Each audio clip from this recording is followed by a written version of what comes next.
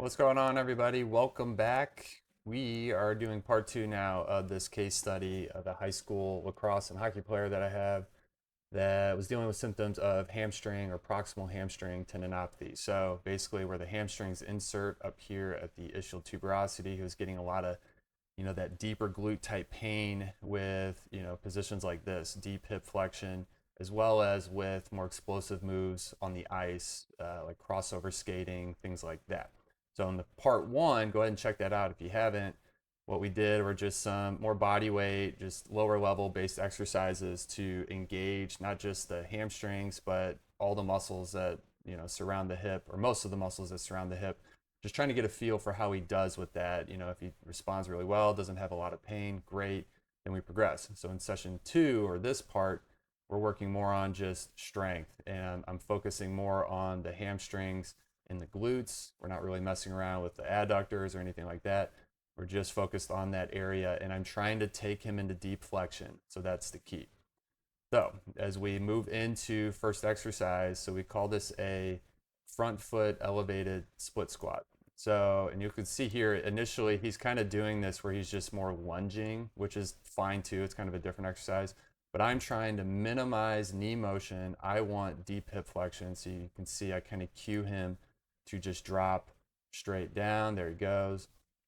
And the reason why we elevate the front foot, so commonly this is like what people will do is a rear foot elevated split squat, or AKA a Bulgarian split squat. This is different. So we're focusing a lot more on hip and hamstring. So if you ever play around with this, you'll see the difference there. And I've got his foot pretty high up on a box. So you don't need to even be this high for this. But I am trying to get him as deep a hip flexion as possible.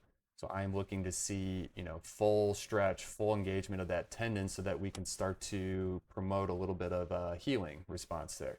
So we start with a little bit of body weight up and down. Most of his weight's on that front foot, and then we'll progress to a little bit of weight. So nothing crazy. He's able to do more weight than this, but maybe 12 reps or so. Just rep it out and see how it feels. And I should say, I don't think I really pointed it out in the first video that um, if he feels his pain, at the bottom of this or on the way up, that's okay, right? I think people need to know that you're not going to rehab with zero pain. It's okay to feel it during exercise or activity.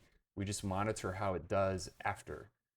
Is it way worse? Is he set back a few days? Well, obviously, then we pushed it too far and we have to regroup. Or he feels it a little bit, and then after he's no worse, next day he's right back to normal. Then we know, okay, we did enough. So a lot of people don't challenge it enough. They're too worried about pain, and they don't actually progress. And that's the last thing I want for somebody getting ready to jump into a season like hockey.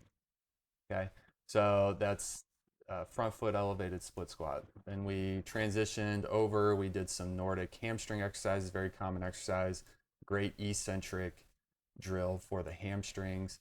Now, I will say that typically, so all he's doing is he's just pushing his heels into the bar there as he falls forward, trying to slow that motion down as much as he can.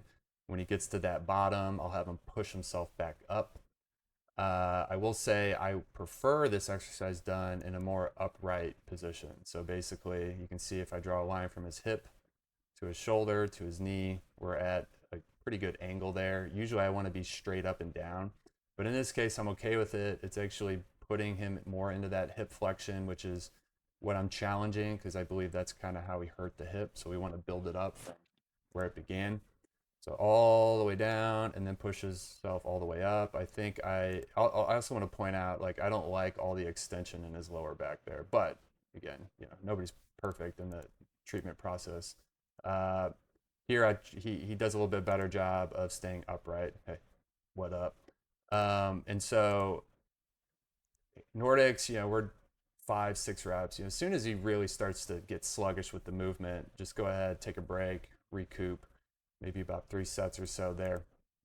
And then we jump into more of this kickstand deadlift, kind of like a Romanian deadlift, but I've got this back foot there as a way to offer balance. And then what we do is we can offload it, or in some cases, I'll have people tap it just to assure that we've got most of that weight on that front foot. So key things with the hinge is I'm looking for hip to be well behind the foot.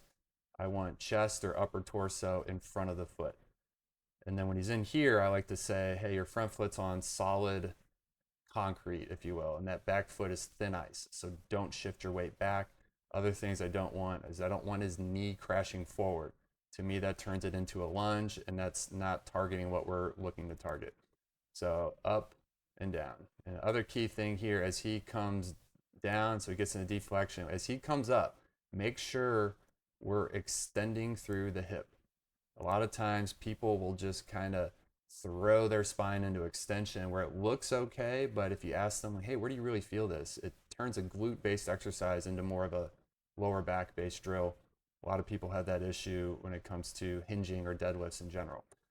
So a little bit of a kickstand deadlift here, just again, focusing a lot more on glute, less tension at the hip because of the positioning, but we can build up a little bit more from a strength perspective. So there you have it. Pretty simple. This is about all we did in that session. I might have had him done, or might have had him do like the left side too, just to get a general idea of how things compare side to side. But keep it simple. Pick a couple exercises, challenge them, and then we see what happens. I mean, that's kind of how I approach it. So if he's real sore, real flared up, he's feeling it now in activities he wasn't normally feeling it, like going up and down stairs, then maybe we did too much. Or he's feels pretty good the next day. Great. Then you just got to stay on that train and keep progressing it over time.